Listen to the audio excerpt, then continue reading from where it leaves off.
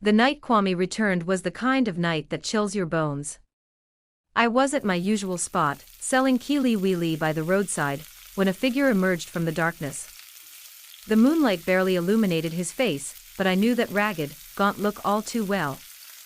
It was Kwame. My heart nearly leaped out of my chest. Was this really him?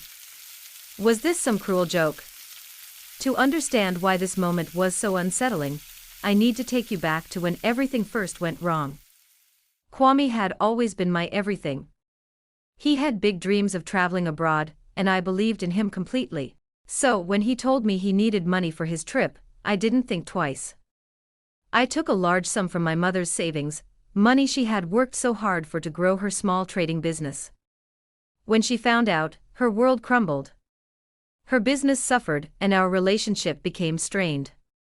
She yelled at me for weeks, and I could see the pain in her eyes. She never forgave me. Despite my mom's disapproval, I continued to hold on to the hope that Kwame would return. She tried to set me up with other men, but I turned them all down. I was waiting for the day Kwame would come back and make everything right. Time dragged on, and I found myself working late nights, selling Kelewele to make a living. Each night, I'd glance down the street, hoping to see him walking back into my life. Years passed, and I was starting to lose hope. Then, that night, he appeared. My heart was a drum, pounding furiously as I stared at him. His clothes were torn, his face haggard, and his eyes seemed haunted. He told me he'd been sick and had been deported.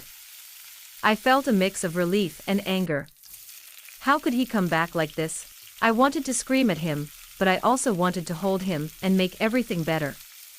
I told him not to worry, that we'd face this together. My mom was still furious. She was adamant that she would never accept him, especially not in the state he was in. It didn't help that Kwame's arrival brought back all the old wounds. She accused him of being a fraud and blamed him for everything that had gone wrong. Despite my attempts to reason with her, she remained unmoved, and the tension in our home was palpable. One day, Kwame came to me with a strange request. He wanted me to come with him somewhere.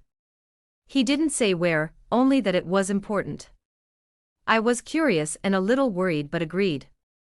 We traveled to a part of town I had never seen before. As we approached a grand mansion, I was overwhelmed with confusion. This wasn't the life I imagined for us. Kwame led me to the front of the mansion and then to the large, ornate door. When it opened, I was greeted by luxury beyond my wildest dreams. The grand entrance, the plush furniture, the sparkling chandeliers, it was a different world entirely. I felt like I was in a dream.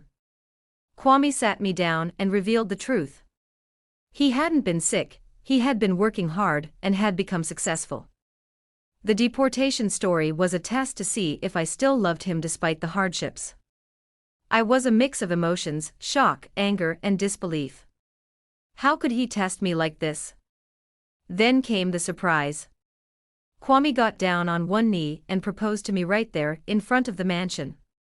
My heart raced, and I was overcome with joy and disbelief. But that wasn't all. He then handed my mother a substantial sum of money. It was an amount that would not only compensate for the money I had stolen, but also set her business back on track. My mother's expression changed from anger to astonishment to pure happiness. It was as if the weight of the past had been lifted. She accepted Kwame, and for the first time in years, we were all together, laughing and celebrating. The tension between us melted away as we talked and joked about the past. As I stood there, looking around at the beautiful mansion and feeling the warmth of our reunited family, I couldn't help but smile. Life had thrown so many curveballs our way, but in the end, love and forgiveness had won. And every time I cook Kelewele now, I remember that wild night, and the surprising turn of events that brought us all back together.